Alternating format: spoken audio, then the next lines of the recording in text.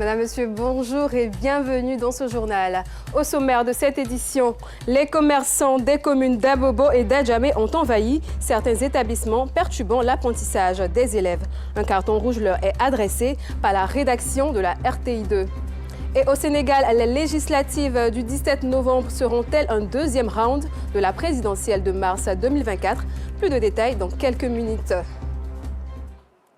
Merci de nous suivre. Dans les communes d'Adjamé et d'Abobo, certains établissements scolaires sont envahis par des commerçants. Nuisances sonores, l'insécurité et manque de concentration sont les réalités auxquelles sont confrontés les élèves de ces établissements. Les journées de ces enfants à la recherche du savoir sont perturbées par ces commerçants qui n'ont qu'un seul but, se faire de l'argent par n'importe quel moyen.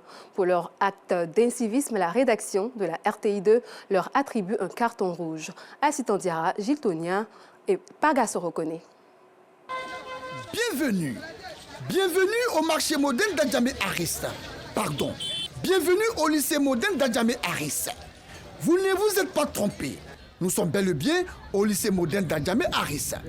Ici, entre commerçants et élèves, nous avons du mal à reconnaître les véritables propriétaires de cet établissement scolaire. Sinon de vous à moi, à qui appartient au juste le lycée moderne d'Adjamé-Aris? Aux acteurs du système éducatif ou aux commerçants? Regardez de vous-même. Regardez comment ces bâtiments censés être un temple du savoir pour éduquer, instruire et former les futurs cadres de ce pays sont encombrés, obstrués, gênés, fermés par les commerçants. Difficile, voire impossible pour les apprenants d'étudier et d'apprendre en toute quiétude et dans la sérénité les cours donnés par les enseignants dans ces conditions-là. Difficile et impossible, affirmons-nous sans détour. Ayant cohabité longtemps avec ces vendeurs et vendeuses, certains apprenants du lycée moderne d'Adjamé-Aris ont été transformés. Des chanteurs sont-ils devenus? Ils maîtrisent à la perfection toutes les chansons fredonnées par les commerçants tout au long de la journée, en vue de s'attirer de la clientèle. Je vous assure qu'il est très bon. Il est très efficace. Il tue les souris rapidement. Il tue les cafards rapidement. Il tue les salamandres rapidement. Approchez. On a cassé les prix, fait 1000 francs. On a cassé les prix. Allez, fila. Très bien. Voici ce que sont devenus ces élèves. Voici le résultat. Un résultat amer. Un résultat révoltant. Un résultat méprisable. Avilissant. Ceci au grand désarroi de la première responsable du lycée moderne d'Adjamé-Aris, Suzanne Koulibaly. Au lieu de venir au cours, certains d'entre eux préfèrent aller visiter le marché pour découvrir ce qui se trouve dans le marché. Cela a un impact sur leur rendement aussi. Au lieu de suivre les cours, le temps qu'ils passent à aller visiter les articles du marché, ce temps pourrait être utilisé soit à faire des exercices ou à assister aux cours. Voilà donc le danger de la cohabitation avec le marché. Ils pourraient fréquenter des personnes de mauvaise moralité qui pourraient leur inculquer de mauvais comportements et une mauvaise éducation. Un véritable danger, vous l'avez dit, madame le proviseur. Mais ce n'est pas tout. Et oui, ce n'est pas tout. Ce terrain que vous voyez là, ce terrain qui devrait être un espace vert pour permettre aux élèves du lycée moderne d'Adjamé-Aris de pratiquer aisément les activités sportives, est malheureusement transformé en un parking et est aussi devenu un marché. Les élèves obligés donc de parcourir des kilomètres pour se rendre au terrain Jean de la Force des 220 logements pour le cours d'éducation physique et sportive. N'est-ce pas, madame le proviseur? Bien, cet espace n'est pas exploitable. Il est utilisé par d'autres personnalités qui sont gestionnaires de cet espace. Selon la direction du lycée moderne d'Adjamé-Aris, plusieurs démarches ont été menées pour solutionner cette situation en vain. Nous avons essayé d'adresser un courrier à M. le maire en 2022. Mais nous n'avons pas eu de suite favorable. Nous avons essayé l'année passée, en 2023, d'échanger avec les riverains qui occupent l'espace. Envahir, mais surtout coloniser ce lycée pour empêcher ces élèves, les futurs cadres de ce pays, d'étudier dans le calme. Un véritable challenge pour ces commerçants qui entendent coûte que coûte le relever. Leur mauvaise foi, leur mauvais comportement, leur mauvaise manière de chercher leur pitance quotidienne, hélas, fait énormément souffrir enseignants, éducateurs élève et proviseur de ces lycées, mais également des lycées voisins comme le lycée Nangu à Brogua. La cohabitation avec les commerçants est un peu difficile, négatif même, dans la mesure où les étals au niveau de l'entrée de l'établissement entravent la bonne circulation, autant des élèves que des personnels et même des personnes qui viennent nous visiter au sein de l'établissement. Et le fait de voir ces personnes qui sont là en train de vendre à tout moment, ça donne des idées à certains de nos élèves qui se disent que ce n'est pas forcément à l'école qu'on réussit. Ils se disent qu'on peut laisser l'école, aller vendre et puis avoir de l'argent rapidement. Quand nous venons pour pouvoir accéder à l'établissement, parfois on a l'impression que c'est nous les intrus. Voilà que c'est triste, que c'est malheureux. Et conscients de leur forfait, de leur infraction, de leur délit, de leur comportement malsain, empesté, souillé et impur, certains parmi eux prennent la fuite à la vue de notre caméra. Dommage tout ça. Et dommage que les lycées modernes d'Adjamé Arissa et Nangu à Brogua ne soient pas les seules écoles de cette commune qui se retrouvent dans cette situation déplorable. Regardez cet établissement scolaire privé. Les commerçants ont non seulement colonisé l'entrée et les alentours, mais ils ont aussi accès à l'intérieur. Leurs marchandises sont même stockées pêle-mêle au sein de l'établissement avec la complicité des responsables de l'école. Depuis un moment, les collèges ne sont plus subventionnés. Ces commerçants font partie de nos programmes d'activité. Ce sont nos ressources additionnelles. Et quand ils sont là, voilà, ils payent quelque chose à l'école. Monsieur le directeur des études, n'avez-vous pas trouvé d'autres moyens pour vous faire de l'argent? Monsieur le directeur des études, est-ce correct votre attitude? Monsieur le directeur des études, la venue de ces élèves ne vous tient absolument pas à cœur? Monsieur le directeur des études, ne pensez-vous pas que les parents de ces élèves ont déboursé des sommes colossales pour la scolarisation et l'éducation de leurs enfants pour venir les perturber, comme vous le faites en ce moment?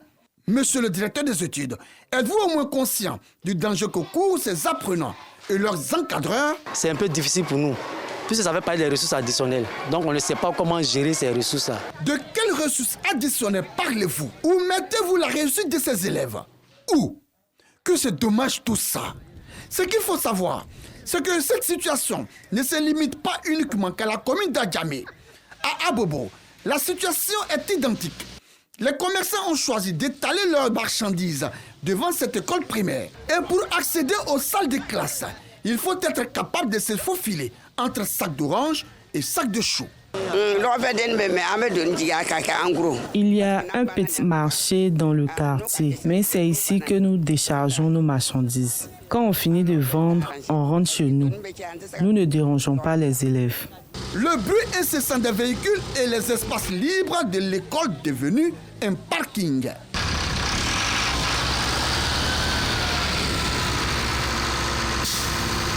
Un constat amer qui déchire le cœur du premier responsable de l'école. Il dit être au bout de ses moyens, au bout du gouffre. Ce directeur que vous voyez là, il dit être essoufflé. Il n'en peut plus. Depuis près de 8 ans, nous faisons vraiment main et pieds pour que les commerçants nous laissent la tranquillité. Mais ça demeure.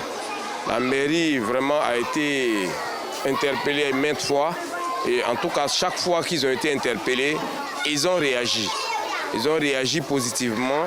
C'est même grâce à eux que tout autour de l'école, les magasins ont disparu. Ils ont déguerpé tous les magasins. Mais je crois que juste après donc, la destruction de l'ancien marché pour la réhabilitation, les commerçants nous ont encore réenvahis. Les véhicules viennent là, il y a un parc, des parkings sauvages qui se créent, et le matin, ils ne viennent pas les enlever. Donc les enfants sont obligés de faufiler les véhicules pour pouvoir accéder à l'école. Surtout les gros camions, avant de partir, ils vont ronfler pendant longtemps avant de pouvoir décoller. Mesdames et messieurs, les commerçants, mesdames et messieurs, les automobilistes, qu'ont-ils fait ces enfants? Que dis-je, vos enfants, pour mériter cette torture, cette punition, cette maltraitance, pour mériter ce sort? N'est-ce pas que dans ces établissements scolaires se trouvent vos enfants, les enfants de vos parents, les enfants de vos amis? Que si. Alors, C'est donc votre manière à vous de contribuer au bien-être et à l'épanouissement de ces enfants qui ont préféré l'école qu'à la rue? Au regard de toutes ces difficultés, de toutes ces souffrances, de toutes ces peines, de tous ces châtiments qui constituent, à n'en point douter, un frein à la réussite scolaire de ces élèves, un carton rouge est attribué aux responsables des établissements scolaires qui consciemment partagent les espaces de leurs écoles avec les commerçants, moyennant une rémunération quelconque, une maudite somme, dirait-on. Carton rouge, carton rouge. Carton rouge et encore carton rouge à tous ces commerçants, tous ces automobilistes et tous ces responsables de quartier qui empêchent les élèves, de par leurs actes d'incivisme et d'indiscipline, d'apprendre et d'étudier dans le calme, dans la sérénité et en toute quiétude. Vivement que les autorités compétentes trouvent une solution rapide et durable pour le bonheur de tous ces acteurs du système éducatif. Oui, vivement. L'apprentissage est sacré, il faut donc éviter de perturber le processus. Le rideau est tombé sur la 9e édition de la Journée nationale du cacao et du chocolat. Cette dernière journée a mobilisé élèves, étudiants et opérateurs économiques qui ont effectué le déplacement pour découvrir le mécanisme de la transformation des fèves de cacao et de ses produits dérivés. C'était le lundi 30 septembre au parc d'exposition d'Abidjan, Nousangaré. Ange et ses amis sont des élèves en classe de 5e. Cet après-midi, après les cours, elles ont décidé de faire un tour au parc des expositions dans la commune de Port-Boué, où se déroulent les journées nationales du cacao et du chocolat. Un choix qui leur a été bénéfique. C'est la première fois que je viens à la GNCC. J'ai vu du chocolat, plusieurs façons de chocolat. J'ai vu comment le cacao était transformé en chocolat. Et ça m'a permis d'apprendre beaucoup de choses. Élèves, étudiants, opérateurs économiques, entre autres, ces personnes issues de divers secteurs d'activité ont effectué nombreux déplacements pour visiter les différents stands. J'ai eu un BTS en contrôle qualité, donc là j'essaie de prendre quelques informations dans le but de pouvoir postuler si possible dans les différentes entreprises. Nous sommes premiers producteurs mondiaux du cacao, donc je me dis que si je me lance dans ce domaine-là, ça pourrait être un peu plus productif pour moi. C'est la première fois que je viens participer à ce genre d'événement. J'ai découvert qu'en Côte d'Ivoire, il y a de très bons chocolats. Moussa est responsable d'un stand qui propose des produits dérivés du cacao. Producteur, il a décidé depuis quelques années de se lancer dans la transformation afin d'apporter une valeur ajoutée aux fèves de cacao. Nous ne sommes pas arrêtés seulement au chocolat noir et au chocolat au lait.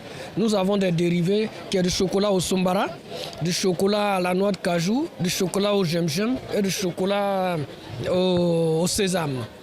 Il y a aussi le café que nous transformons. Il y a le café au petit cola qui réveille tous les sens. Et il y a aussi le café au gemgem.